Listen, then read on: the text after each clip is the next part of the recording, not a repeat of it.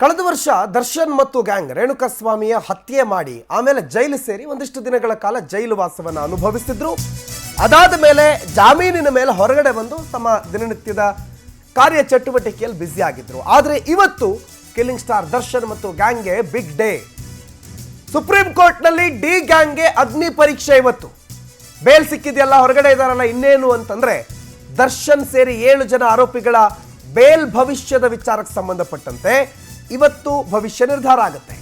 ಜಾಮೀನು ಕೊಟ್ಟಿದ್ದಾರೆ, ಅದನ್ನು ರದ್ದು ಮಾಡಬೇಕು ಅಂತ ಸುಪ್ರೀಂ ಕೋರ್ಟ್ ಮೊರೆ ಹೋಗಲಾಗಿದೆ. ಹೈಕೋರ್ಟ್ ಆದೇಶವನ್ನ ಪ್ರಶ್ನಿಸಿ ಪೊಲೀಸರು ಅರ್ಜಿ ಸಲ್ಲಿಸಿದ್ದಾರೆ. ಸುಮಾರು 3 ತಿಂಗಳ ಬಳಿಕ ಸುಪ್ರೀಂ ಕೋರ್ಟ್ನಲ್ಲಿ ಈಗ ಅರ್ಜಿ ಇವತ್ತು ವಿಚಾರಣೆಗೆ ಬರುತ್ತೆ. 7 ಜನ, ಅದರಲ್ಲಿ ಪ್ರಮುಖವಾಗಿ ದರ್ಶನ್ ಮತ್ತು ಪವಿತ್ರ ಗೌಡ, ಅವ್ರ ಜೊತೆಗುಳಿದಿರುವಂಥ ಒಂದು 5 ಜನ. ಸೊ ಸುದೀರ್ಘ ವಿಚಾರಣೆ ನಡೆಸಬೇಕು ಅಂತ ಕೋರ್ಟ್ ಅಭಿಪ್ರಾಯಪಟ್ಟಿದೆ. ಹಾಗಾಗಿ ರಿಲೀಫಾ, ಈಗಿನ ಬೇಲ್ ಆರ್ಡರ್ ಸ್ಯಾಂಕ್ಷನ್ ಏನಿದೆ ಅದೇ ಕಂಟಿನ್ಯೂವಾ, ಅಥವಾ ಬೇಲ್ ಆರ್ಡರ್ ಅನ್ನ ಹೋಲ್ಡ್ ಮಾಡಬಹುದಾ? ಹೋಲ್ಡ್ ಅಂತಂದ್ರೆ ಮತ್ತೆ ಅವ್ರನ್ನ ವಾಪಸ್ ವಶಕ್ಕೆ ಪಡಿಬೇಕಾದಂಥ ಪರಿಸ್ಥಿತಿ ನಿರ್ಮಾಣ ಆಗಬಹುದು.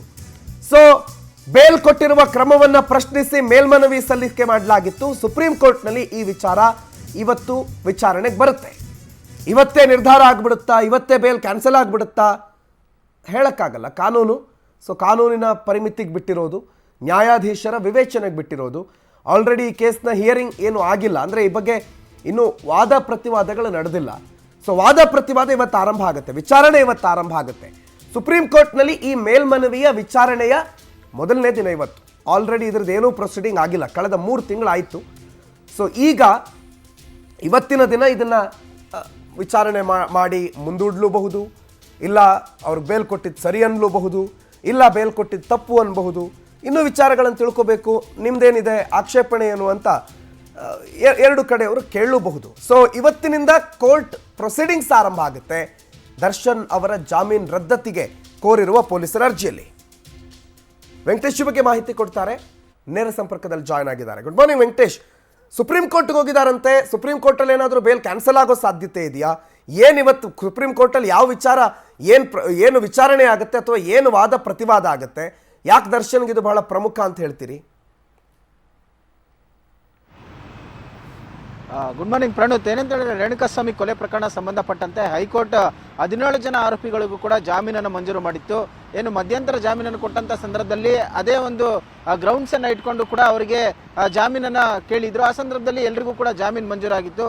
ಇದನ್ನ ಪ್ರಶ್ನೆ ಮಾಡಿ ಈಗ ಪೊಲೀಸರು ಕೂಡ ಅಂತ ಹೇಳಿದ್ರೆ ಸುಪ್ರೀಂ ಕೋರ್ಟ್ಗೆ ಮನವಿಯನ್ನು ಕೊಟ್ಟಿರೋದೊಂದು. ಯಾಕಂತಂದ್ರೆ ಈ ಒಂದು ಪ್ರಕರಣಕ್ಕೆ ಸಂಬಂಧಪಟ್ಟಂತೆ ಇದುವರೆಗೂ ಕೂಡ ಯಾವುದೇ ಒಂದು ವಾದ ಪ್ರತಿವಾದಗಳು ಕೂಡ ಆಗಿರಲಿಲ್ಲ. ಇವು ಪ್ರಭಾವಿಗಳಾಗಿರೋದ್ರಿಂದಾಗಿ ಸಹಜವಾಗಿಯೇ ಕೂಡ ಸಾಕ್ಷಿಗಳ ಮೇಲೆ ಪ್ರಭಾವ ಬೀರಬಹುದು. ಆ ಹಿನ್ನೆಲೆಯಲ್ಲಿ ಕೇಸ್ ಕೂಡ ಎಲ್ಲೋ ಒಂದು ಕಡೆ ಹಳ್ಳ ಇಳಿಯುತ್ತೆ. ಹಾಗಾಗಿ ಈ ಒಂದು ಪ್ರಕರಣಕ್ಕೆ ಸಂಬಂಧಪಟ್ಟಂತೆ ಆರೋಪಿಗಳೇನಿದ್ದಾರೆ ಅವರಿಗೆ ಶಿಕ್ಷೆ ಆಗಬೇಕು ಅಂತ ಹೇಳಿ ಸೊ ಪೊಲೀಸರು ಕೂಡ ಒಂದು ಹೋರಾಟವನ್ನು ಮಾಡ್ತಾ ಇರೋದು. ಆ ಹಿನ್ನೆಲೆಯಲ್ಲಿ ಹೈಕೋರ್ಟ್ ಕೊಟ್ಟಿರುವಂತಹ ಜಾಮೀನು ಏನಿದೆ ಅದನ್ನ ಪ್ರಶ್ನೆ ಮಾಡಿ ಸುಪ್ರೀಂ ಕೋರ್ಟ್ಗೆ ಒಂದು ಅರ್ಜಿಯನ್ನು ಹಾಕಿದ್ರು. ಯಾಕಂತ ಹೇಳಿದ್ರೆ ಈ ಒಂದು ಅರ್ಜಿಯನ್ನು ಹಾಕೋದಕ್ಕೂ ಮುಂಚೆ ಒಂದು ಗೃಹ ಇಲಾಖೆಗೂ ಕೂಡ ಒಂದು ಪತ್ರವನ್ನು ಬರೆದು ಮನವಿಯನ್ನು ಮಾಡಿತ್ತು.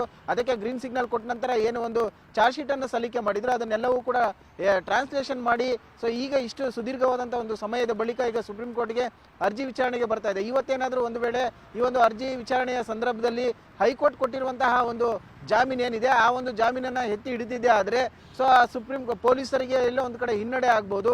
ಒಂದ್ ವೇಳೆ ಏನಾದ್ರೂ ಸುಪ್ರೀಂ ಕೋರ್ಟ್ ಹೈಕೋರ್ಟ್ ಕೊಟ್ಟಂತಹ ಒಂದು ಜಾಮೀನು ಏನಿದೆ ಅದನ್ನ ತಡೆ ಹಿಡಿದು ಮತ್ತೆ ಏನಾದ್ರೂ ಆರೋಪಿಗಳನ್ನ ವಶಕ್ಕೆ ಪಡೆದು ವಿಚಾರಣೆ ಮಾಡಬಹುದು ಅನ್ನುವಂಥ ಒಂದು ಗ್ರೀನ್ ಸಿಗ್ನಲ್ ಏನನ್ನ ಕೊಟ್ರೆ ಮತ್ತೆ ಈ ಉಳಿದ ಜನ ಏನೀಗ ಬೇಲ್ಗೆ ಸಂಬಂಧಪಟ್ಟಂತೆ 7 ಜನ ಏನಿದ್ದಾರೆ ಅವರನ್ನ ವಶಕ್ಕೆ ಪಡೆದು ಮತ್ತೆ ವಿಚಾರಣೆ ಮಾಡುವಂತ ಕೆಲಸವೂ ಕೂಡ ಆಗುತ್ತೆ, ವಾದ ಪ್ರತಿವಾದಗಳಾಗುತ್ತೆ. ಆದ್ರೆ ದರ್ಶನ್ ಅವರ ಪಾಲಿಗೆ ಎಷ್ಟರ ಮಟ್ಟಿಗೆ ಇದು ಇಂಪಾರ್ಟೆಂಟ್ ಆಗುತ್ತೆ ಅನ್ನೋದು ಕೂಡ ತುಂಬಾ ಪ್ರಮುಖವಾಗಿರುವಂತದ್ದು. ಯಾಕಂತ ಹೇಳಿದ್ರೆ ಒಂದ್ ವೇಳೆ ಏನಾದ್ರೂ ಪೊಲೀಸರಿಗೆ ಮೇಲ್ಗೈ ಸಿಗುತ್ತಾ ಅಥವಾ ನಟ ದರ್ಶನ್ ಅವರಿಗೆ ಈ ಒಂದು ಪ್ರಕರಣಕ್ಕೆ ಸಂಬಂಧಪಟ್ಟಂತೆ ಹೈಕೋರ್ಟ್ ಸುಪ್ರೀಂ ಕೋರ್ಟ್ ಏನಾದ್ರೂ ಗ್ರೀನ್ ಸಿಗ್ನಲ್ ಕೊಡುತ್ತಾ ಅನ್ನೋದು ಕಾದು ನೋಡಬೇಕಾಗಿರುವಂತದ್ದು. 2 ಕಡೆ ವಾದ ಪ್ರತಿವಾದಗಳನ್ನು ಕೂಡ ಆಲಿಸುತ್ತೆ ನ್ಯಾಯಾಲಯ ಕೂಡ.